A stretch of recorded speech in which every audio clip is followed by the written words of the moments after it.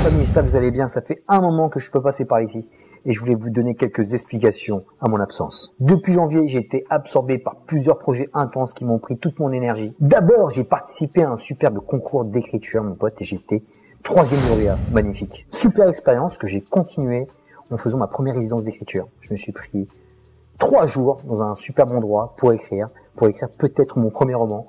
Pas encore d'éditeur, c'est pas encore en projet, mais c'est une aventure humaine tellement enrichissante. Ça prend énormément d'énergie, donc difficile d'être là et là. Et ce n'est pas tout. J'ai organisé encore mon Battle Kids de mon association Galactix, qui m'a vraiment bouffé de l'intérieur, parce que là, c'était vraiment difficile cette année. L'association est en pleine récession. On est pratiquement à 0 au niveau du compte. Et merci à toutes les personnes qui sont passées, qui m'ont donné un coup de main, que ce soit humainement. Hanen, je te fais de gros bisous. Tous les jurys qui sont venus, les frères, vous êtes vraiment magnifiques. Et également, tous les gens qui ont participé à Canal Litchi pour payer tous les lots, payer mon ami Mike au niveau du DJing qui vient de très loin, qui vient de Reims, juste pour mixer pour moi, il fallait que je lui donne un petit débit. Franchement, sincèrement, je vous remercierai jamais assez par rapport à votre générosité. Vous avez fait une belle petite cagnotte où j'ai pu m'en sortir. Bon, l'association est pratiquement à 0. Je sais pas si je pourrais encore poursuivre l'aventure de danse l'année prochaine. On verra si ça suit au niveau des élèves, si ça suit au niveau de la vibe, mais là, c'est vraiment difficile. J'arrive peut-être à 20 ans d'assaut, j'ai beaucoup donné. Je ne sais pas si je poursuivrai encore ou si je le ferai par d'autres biais. J'ai pas envie de disparaître. J'ai encore envie de garder un pied dans les hip-hop. Même les 10 pieds, parce qu'en fait, quand tu danses, si t'as pas tes 10 pieds, t'es un peu mort, mon pote. Mais aujourd'hui, je suis tellement heureux de revenir sur Rebeu des Bois Chronicles. Mon pote, c'est de l'amour. 2025, on est là. On va attaquer ça avec toujours et plus de contenu. Toujours plus de passion, plus d'amour. Merci encore pour ta patience et ta fidélité. C'est reparti. Oh, monsieur, bonjour, j'espère que vous avez la pêche et que là, vous très bien. Aujourd'hui, nous allons parler. Un petit retour en arrière, je suis un petit peu à la bourre parce qu'on est juste fin février, mon pote, c'est chaud. De mon top série découverte 2024. Parce que l'année était riche en séries encore une fois. Donc yes, on en parle. Commençons pour les mentions plus qu'honorables. 2 séries françaises que j'ai envie de mentionner, Machine et Iris. Les frères Sun, qui malheureusement nous ont quittés prématurément parce que la série a été annulée, bande de bâtards de Netflix, de vos races. Une très sympatoche sur la vieillesse. L'espion à l'ancienne, la série de Park Chan-wook, Sympathizer. Si vous aimez l'humour gras à l'anglais, je vous conseille Such a Brave Girl. C'est vraiment magnifique. Brave Girls, parce qu'elles sont plusieurs. Et pour finir, de l'animation, mon gars, il y avait encore des séries d'animation de fou, avec Dan Dadan. Et bon sang, quand tu es comme moi, un jeune de la génération Strange, qui a grandi avec les X-Men, comment tu ne peux pas kiffer cet animé, mon pote, c'était un truc de fou. Allez, on se fait ce top 10. 10e place. On ouvre ce top avec un superbe documentaire sur DJ Easy, Made in France. Il y a beaucoup de sentiments qui se sont mélangés, il y a beaucoup de tendresse, de nostalgie. Toute cette empreinte qu'il a laissée dans la musique et toute cette tristesse qu'il a laissée par sa mort, c'est vraiment un douloureux retour en arrière. Mais ça m'a permis de rencontrer cet artiste de manière plus complète. Je ne savais pas du tout ce qu'il avait fait sur la musique électro, je ne savais pas qu'il était aussi célèbre, qu'il avait fait de tellement de collaborations avec des artistes renommés. Je ne le connaissais que du rap français, tout le travail qu'il avait fait avec Idéal J, je me rappelle de son visage sur les albums, je me rappelle de toutes ses prods qu'il a fait pour la Mafia Cafri, c'était un truc de fêlé de redécouvrir ça par rapport à ce documentaire. Parce que pour moi, le rap français s'est arrêté avec Idéal J, avec cet album, Idéal J, le combat continue, dédicacé par Kerry James, donc je ne veux pas dédicacer à l'intérieur, parce qu'en fait, il l'a écrit au stylo noir, donc on voit que dalle. Mais il me l'a dédicacé, il était passé en bas de chez moi, enfin, la dédicace de son bouquin, il me l'avait signé. Et quand tu vois tous les instruments de DJ Mehdi que tu te repasses derrière, et tu refais un peu le match, avec tout ce qu'il a fait avec son 13 aussi, il valide complètement son 13, et son 13, c'était peut-être les mecs les plus honnêtes par rapport à DJ Mehdi sur ce documentaire. Ils disent vraiment qu'ils n'avaient pas leur place au sommet de la musique, mais grâce à DJ Mehdi et toutes ses prods, bah, ils sont montés dans l'Olympe, les gars. C'est réellement un documentaire passionnant de bout en bout, parce que DJ Mehdi, c'est un bâtisseur d'univers, un univers musical avec une véritable touch, mais c'est aussi un individu qui a créé des passerelles entre des univers musicaux qui s'ignoraient totalement. Il a réussi à faire le lien avec des mecs comme Daft Punk, avec des artistes comme M. Il a travaillé avec pratiquement toute la musique en France. Et bien qu'il venait d'une culture hip-hop, il a prouvé que tout était possible en s'ouvrant, tout en étant humble, discret, passionné par ce qu'il faisait.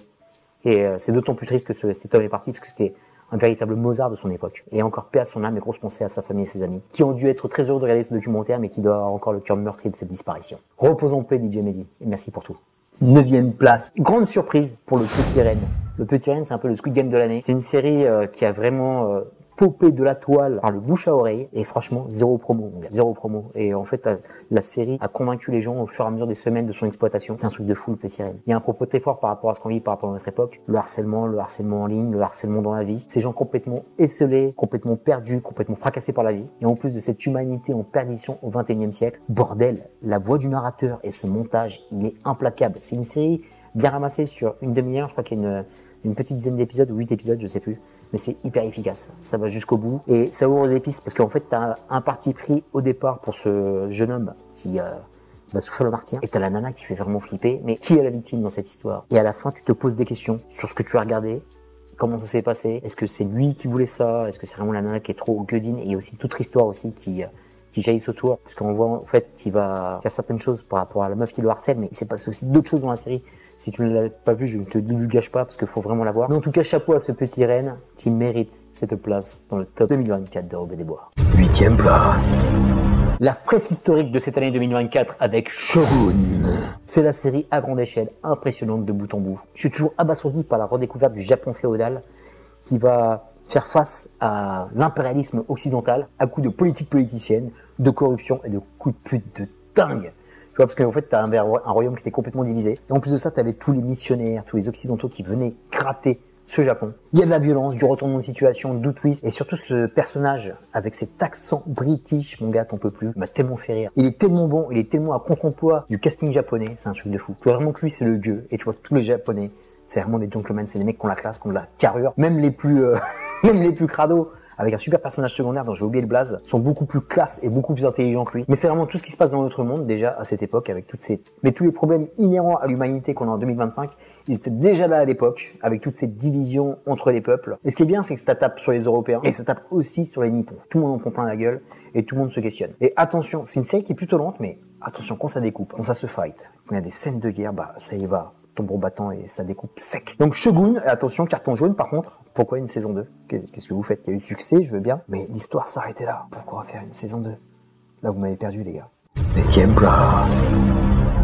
La série de la grande classe avec Sugar Ice Gang. Tu connais la ref ou pas? Bon, tu connais mon amour pour le Colin Fafa. Mais purée, qu'est-ce qui pète la classe sur cette série? Une série surprenante, attention, parce qu'il y a un de ces twists, c'est le twist de l'année. Il va complètement te retourner le cerveau et qui peut te perdre, hein, parce qu'il y en a qui ont apprécié comme moi, il y en a qui ont détesté, qui se sont barrés de la série, sûrement. Tellement c'était fou. Mais bon, le Colin, il porte la série sur ses épaules, il pète tellement la classe dans ce personnage complètement anachronique. On se croit dans un polar néo-noir des années 60. Il va enquêter dans un LA magnifique. Ça fait longtemps que j'avais pas vu un Los Angeles aussi beau à l'écran. Tout est raffiné, les costumes, les villas, cette putain de Corvette, mon pote. C'est mon rêve de conduire une Corvette. Franchement, j'ai envie de braquer juste cette voiture pour la conduire à un pâté de maison et la rendre. Je suis beaucoup aimé par rapport à son personnage de Sugar, c'est qu'il se démarque par son empathie, son humanité, sa façon d'être avec les gens. Et aussi sa cinéphilie, mon pote, parce qu'il y a beaucoup d'images d'anciens films des années 40-50, tout ce noir et blanc. Et dès le début de la série, je me rappelle une scène qui m'avait trop marqué, qui m'a dit, bon, cette série est pour moi. T'entends Colin Farrell qui parle japonais, et 5 minutes plus tard, tu vois qu'il est dans un taxi, il parle arabe, juste splendide. Un bon contraste aussi avec la beauté de Los Angeles et toute sa laideur qu'il y a par rapport à cette enquête, par rapport à ses meurtres. Et encore une autre qualité, il y a Fernando Meirelles, monsieur de la Cité des Dieux, qui est à la réalisation sur 5 épisodes. Donc, si tu ne connais pas Sugar et si tu n'as pas encore Apple TV+, il faut vraiment que tu croques la pomme. 6e place.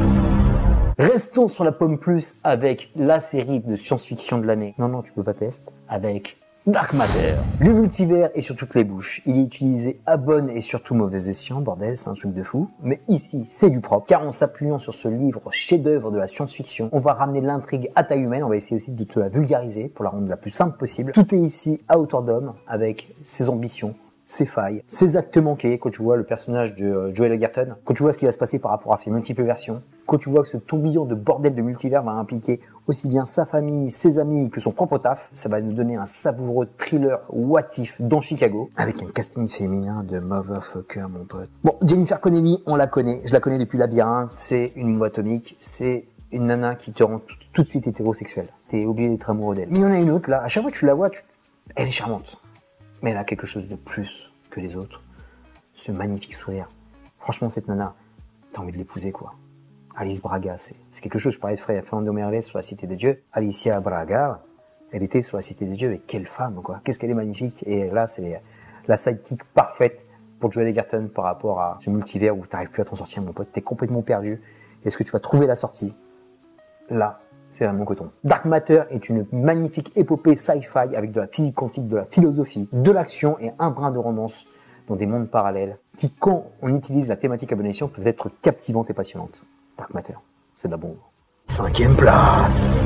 On arrive à la moitié de ce top avec un projet qui était plutôt casse-gueule au départ sur le papier parce que j'ai du mal avec les films qui passent en série et même l'inverse aussi, c'est délicat. Mais là, mon gars, totalement convaincu. Mon gars sûr, Guy Ritchie revient avec The Gentleman, le spin-off série. Et franchement, c'était pas ragoûtant à l'affiche. J'ai vraiment du mal avec Theo James, mais il m'a convaincu, le gars. C'est son plus beau rôle. Quand tu vois sa petite gueule dans Divergente, même dans White Lotus, t'as envie de mettre des coups de coude. Bon, il jouait un peu son rôle de bâtard. Il le faisait très bien. Mais là, c'est le parfait personnage pour camper ce bonhomme, un mec qui est pris entre deux mondes, le monde de l'aristocratie, le monde de sa famille, avec les gangsters, et c'est parfait sur une dizaine d'épisodes aussi, tu t'éclates, vraiment de l'humour noir, c'est de la bonne comédie carlouche à la Guy Ritchie, de la violence, de la punchline, de la trogne, ça part du petit paysan, tu passes par le gitan, t'arrives dans les hauteurs de la couronne britannique, il y a des guerriers partout en Angleterre, des Irlandais extrémistes, et ce passage par la petite Libyen permet de développer encore plus l'univers qu'on avait sur les films avec Matthew McConaughey. Ce maelstrom de malfrats en tout genre qui vont se battre dans des tiroirs à ne plus finir, d'arnaques et d'embrouilles, tu n'en sors jamais. Il y a tellement de merde. Le personnage Lord Honeyman de Theo James va devoir s'adapter parce que c'est complètement fou. C'est haut en couleur, c'est jubilatoire avec de la magnifique mise en scène. Les scènes d'action tabassent et Guy Ritchie, mon pote, t'es toujours un gars sûr. 4e place. 4e place, un Colin Farrell peut-on cacher un autre avec The Penguin. Bravo Colin Farrell, mon gars, t'es un monstre. Déjà, tu enchaînes les perfs. Je sais plus quoi dire sur toi, tu es le meilleur acteur du cosmos, mon pote. Parce que tu disparais complètement dans ton personnage, tu disparais derrière ce maquillage. Jamais on pense à toi quand le pingouin ouvre la bouche, quand il joue, tu penses juste à ce personnage-là. Pratiquement la parfaite incarnation du pingouin, et franchement, c'est difficile quand même. Tu passes derrière Danny DeVito, le pingouin aussi de la série Gotham était pas mal. Et mon pote, tu les as smatchés, tu les as éteints, tu les as lavés, comme on dit. Ils n'existent plus. Il n'y a plus que toi, mon gars, dans le game. Parce que la série, sur tous ces épisodes, c'est monstrueux, de bout en bout. Et attention, hein, c'est une série qui est un peu plus scorable, parce qu'il y a d'autres personnages qui gravitent autour aussi, qui existent, malgré la puissance fantasmagorique qu'a Colin Farrell, la puissance titanesque du mec, en fait, il arrive à faire jouer les autres sans les écraser, mon gars, à les faire exister, parce que il le tient parfaitement, mon pote. Il sait s'écraser, il est super vicelard, il sait être violent, il sait être dans l'arnaque. T'as l'impression que le gars, des fois, il va perdre la vie ou il va s'écraser devant un mafieux, mais non, parce qu'il va lui faire à l'envers. Et c'est trop fort, c'est trop fort. Il y a deux choses qui sont fortes aussi. On va louer Matrice par rapport à son travail, parce que je sais pas si on aura autre chose par rapport à l'univers de The Batman, parce que je pense que James Gunn, le FDP qu'il est, il va lui savonner la planche comme il faut. Je pense pas qu'il y aura suite. Peut-être la suite de The Batman, mais ça va s'arrêter là. Quand James Gunn, avec ses petites merdes, il va sortir son Batman à lui, Pattinson va disparaître, et le pingouin va disparaître. Donc là, on kiffe, parce que c'est, pour moi, le plus beau Gotham que j'ai vu de ma life. Déjà, dans le film, c'était la première qualité du film, c'était Gotham. C'était pas Pattinson, c'était pas les personnages, c'était Gotham, l'univers. L'univers, il est juste splendide. Moi, je kiffe ce Gotham réaliste. C'est un Gotham de ghetto. Et là, il nous donne encore une autre version du ghetto. C'est vraiment les bas-fonds du bas-fond. C'est le tiers-monde. Et c'est post-catastrophe naturelle avec l'inondation du Riddler. Et derrière ça, là où va jaillir le pingouin, mon pote. Le pingouin qui va être le roi du ghetto. Et petit à petit, hein, parce que ça commence tout doucement, parce qu'il va faire une petite remontada. Et il va se confronter à ses anciens partenaires. En fait, lui, en fait, ses ennemis comme ses amis, en fait, le mec est seul, hein, tu vois. Le mec est seul, et en plus, il y a superbe personnage de Sophia Falcon que je ne connaissais point. Franchement, autant les Falcon, je les ai vus en comics. Je les ai vus dans les séries, dans ce que tu veux, mais la Sophia Falcon débarque de nulle part. Et quelle prestation de Christine Mignotti aussi, qui est à la hauteur de Colin Farrell. Bon, franchement, au début, tu dis, elle le dépasse un petit peu, mais après, sur le reste de la série, le Colin, il remonte et il éclate tout, quoi. Mais franchement, grosse prestation aussi d'elle. Trop fort. Surtout le personnage qui est centré sur elle, avec la scène à Arkham, fabuleux. Et ça va jouer de tous les côtés. Ça va jouer de la team-up pour écraser les autres mafieux. Prendre un autre mafieux pour s'associer avec lui, des véritables jeux de pouvoir, des coups de catin qui n'en finissent plus. Des mano à mano. Et le pingouin est trop fort dans ça, parce que tu sais, il prend plaisir, mon pote. Moi, je pense qu'il a une demi-molle à chaque fois qu'il s'affronte. Qu'il affronte un autre mafieux, aussi sale race que lui. Parce que ici, c'est un tamarito de bâtard, il n'y en a pas un qui vaut l'autre. Et même si tu as de l'attachement par rapport au pingouin de Colin Farrell, même si tu as de l'attachement par rapport à Oswald et par rapport à tout ce qu'il y a autour de lui, tous ces personnages, et ben, ce qui est très bien à la fin, c'est que ça reste la reine des catins, tu vois. Et tu es dégoûté de sa face et tu veux te défoncer et tu veux que Batman débarque. Parce que Pattinson, il a pris un petit convalescence. Pour l'instant, il est en train de faire le tour du monde, mon gars, je sais pas ce qu'il fait. Là, il est en train de chiller, je sais pas où. Pendant que le pingouin, dans sa guerre mafieuse, est en train d'éclater la ville, le mec s'en bat les couilles complètement. Et c'est très bien qu'on l'ait pas vu, parce que je voulais pas qu'il débarque du tout, parce que franchement, il sait même pas cet univers. Le pingouin, il maîtrise tellement l'environnement que je voulais pas le voir. Et c'est très bien qu'il l'ait pas mis. Donc yes, le gars, limite, t'as de la peine pour lui, mais avec ce qui se passe à la fin, avec tout ce qu'il fait, et quand tu vois le psychopathe, le move de fin, dans la scène finale, le dénouement, mon gars, il nous fait un truc de psychopathe. Bah franchement, tu veux que le bateau il revienne en forme et qu'il l'éclate. Mais attention, il est beaucoup plus renforcé que par rapport au premier film, parce que là, il est grave déter et c'est limite. Je sais pas ce qui se passe, parce que je pense qu'il y a d'autres vilains qui sont dans le neighborhood de Gotham, qui sont dans le quartier. Mais là, c'est pratiquement le roi de Gotham. Donc je sais pas ce qui va se passer sur le 2, je sais pas comment il va l'exploiter. Mais il y a plein de bonnes choses qui s'annoncent par rapport à cet univers, même si je pense que on l'aura pas très longtemps. Et on se tapera du DC, bas du front, façon James Gunn. Parce que je pense pas qu'il kiffe cet univers-là. C'est pas son délire, le gars. Moi, j'aurais été parler de cette merde, mais en tout cas, Matt Reeves, Colin Farrell, mon gars, vous êtes des rois. Bravo, les gars. Troisième place. Troisième place pour Mr. et Mrs. Smith. Alors, par rapport à cette série, mon pote, je les ai charriés, je les ai enfoncés, je les ai insultés. Je me suis dit, mais pourquoi faire ça? Déjà que le film était très moyen après La Revoyure, pourquoi en faire une série? Mais Mr. et Mrs. Smith, mon pote, qu'est-ce que c'était bon! Toute l'équipe Donald Glover avec Hiro Murai et toute la team d'Atlanta était là. Et la série est juste canon. C'est un superbe mélange entre la vie d'espion, limite tueur à gages, avec la vie de couple. Parce qu'en fait, ils s'engagent vraiment dans une vie de couple. Parce que Mr. et Mrs. Smith, Brad Pitt, Angie, c'était déjà un couple.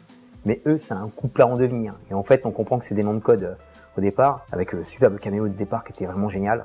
Et tu comprends directement qu'on n'est pas dans le film. Parce que tu vois la première scène, mon pote, ça découpe à tout va, c'est un peu absurde. Et il y a déjà un headshot sur une magnifique personne dont je tairai le nom parce que j'ai été vraiment charmé de voir cette scène. Et c'est dommage qu'elle a disparu parce qu'elle était de mon bonne. Et après, ça s'enchaîne aussi avec Donald Glover et sa collègue Maya Erskine, sa Jane. Et ça va partir dans tous les sens. Chaque épisode aura sa propre thématique. Ça va voyager, il va y avoir des scènes d'action. Très réaliste, hein, tu vois. Il y a des petites et très absurdes. C'est vraiment de la bonne comédie noire aussi. Ils vont se confronter à d'autres collègues de leur profession. Ils vont avoir fort à faire. Il y a un superbe épisode avec une psy qui est juste génial parce que ils vont être mariés à la ville. Après, ils vont avoir des vrais problèmes de couple à l'intérieur de leur mission. C'est le talent plus finir. On s'embête jamais. C'est vraiment très créatif. C'est très absurde. C'est très con parfois. Mais toujours avec le bon dosage, la bonne violence et la bonne surprise, mon gars. Dis jamais qu'ils vont faire ce genre de move et finalement, tu vois qu'ils font des choses de gueudin. Et ça passe avec ce petit clip final qui ouvre sur une possible saison 2, mais on n'a aucune communication de la part de Prime. Prime, ils font plus de promo en fait pour leur série. Ils s'en foutent. Là, il y a Invincible qui va sortir. Ils s'en battent les couilles. Et là, ils gagnent une bonne série. Je pense avec quelques personnes comme moi qui ont apprécié, qui aimeraient bien savoir si c'est une saison 2, parce que maintenant on ne sait plus avec les séries, tu vois. Il y a de mauvaises surprises et on ne sait pas qui marche pas. Il n'y a plus de communication. Donc en tout cas, cette saison 1 était vraiment cool. J'espère voir une saison 2. Je ne sais pas ce que va faire Donald Glover qui part un peu dans tous les sens, parce que je sais qu'il fait du son. Je sais qu'il joue dans un prochain film bientôt. Mais bon, j'espère qu'on aura bientôt des news de Mr. et Mrs. Smith, parce que c'est vraiment cool. Deuxième place. On arrive à la fin de ce top avec le dauphin, mon pote. Et il le mérite. Tu vois, Netflix, ils te sortent un peu de la daube des fois. Même beaucoup de daube pour de très bonnes séries. Il y a un petit déséquilibre entre vraiment les top et les séries un peu lambda qui sortent une fois par semaine. Mais là, Replay, mon pote, Replay, quel niveau magistral, mon pote. J'ai été subjugué par la beauté de cette série. Mon pote, t'as l'impression de... Cette série, c'est une œuvre d'art, mon pote. T'as l'impression d'être dans un tableau de la Caravage. C'est trop beau, l'Italie est trop belle, c'est la Dolce Vita, mon gars. Même si c'est du sale, même si c'est du très sale, parce que le personnage de Ripley est un véritable bâtard. Tu ne sais pas ce qui se passe dans la psyché de ce gros bâtard, mais tu vas kiffer le suivre sur 8 épisodes. 8 épisodes d'une heure. En fait, t'as envie qu'il souffle, mais en même temps, tu veux pas qu'il se fasse pécho, parce que tu sais pas où il peut aller. Tellement il peut aller loin dans sa dinguerie, tu veux le voir repousser ses limites pour aller le plus loin possible. Et la série, j'espère qu'ils sont minimes, par contre. Faites pas de saison 2, s'il vous plaît. Il y a le parti pris aussi de faire un final dont je ne m'y attendais pas du tout, parce que moi, je n'avais pas vu le Talentueux Mission Replay avec Matt Damon. Et là, je découvre totalement le personnage, et je ne savais pas que ça allait finir comme ça. J'ai été hyper surpris. C'est rare que les séries finissent de la sorte. Bref, c'est un thriller qui est vraiment canon, et il faut vraiment louer le travail du showrunner, réalisateur Steven Zaillian, qui a fait un travail formidable. C'est un mec qui avait bossé avec Scorsese sur Irishman. Il a bossé dans une superbe série aussi que je te conseille. Si tu as Max, The Night Off, personne n'en parle de cette série, c'est une mini-série qui est magistrale avec Riz Ahmed. Il faut absolument que tu la vois. Et si tu as préféré Replay, il faut que tu la vois aussi. Mais attention, je l'ai conseillé à mon ami fidèle. Il s'est endormi dès le premier quart d'heure et je pense pas qu'il va y avoir la suite. Donc très difficile aussi. Mais moi, je kiffe ce genre de série. C'est hyper contemplatif. Il y a beaucoup de choses qui sont dites sur l'humanité, sur la jalousie. beaucoup de thématiques et donc c'est amplement mérité pour cette deuxième place. Et la première place est grande surprise pour moi parce que jamais, même au bout de, pas du premier mais de 3 épisodes, j'aurais pensé que cette série sera à Paris faite. Je pensais même pas qu'elle allait figurer dans mon top 10. Mais là, mon gars, quelle remontée fantastique. Quelle remontée fantastique parce que j'ai compris que cette série, c'était la série de l'année 2024. Tellement elle est folle. Encore une série de la Pomme Plus. Décidément, Apple TV+, c'est le HBO de maintenant. HBO, c'est devenu un peu de la merde avec toutes les franchises qu'ils prennent, Last of Us, Game of Thrones, c'est devenu très moyen aussi. Dune, pareil, je me suis endormi au bout du 3e épisode, j'ai pas suivi. Je sais pas ce que fait la Warner, mais en tout cas, la Pomme Plus prend le taureau par les cornes pour me donner de la qualité. C'est des séries de luxe. Et là, mon gars, ils sont débauchés du cinéma. Alfonso Cuarón, ça fait longtemps qu'on n'a pas vu Cuarón, je crois depuis Roma. Et il arrive avec disclaimer, mon gars, une patate dans la gueule. Et je m'y attendais pas du tout. Parce que quelle maîtrise il y a dans la mise en scène. Et en fait, cette série, tu sais pas, elle te fait de l'effet tout de suite. C'est comme une petite drogue. T'as pris un petit poppers comme ça, tu le sens pas trop, tu vois. 2e épisode, 3e épisode, tu le sens pas trop, mais en fait, t'es envahi, t'es hanté et t'arrêtes pas d'y penser. Et t'as envie de mater la suite. J'étais complètement happé jusqu'à la fin sans pouvoir m'en dépêtrer. Je voulais absolument savoir ce qui allait se passer par rapport à ce drame familial. On peut voir aussi la thématique de la revanche, une revanche très sale, lancinante. En plus, le casting il est complètement inconcevable. Bon, Kate Winslet, je me trompe.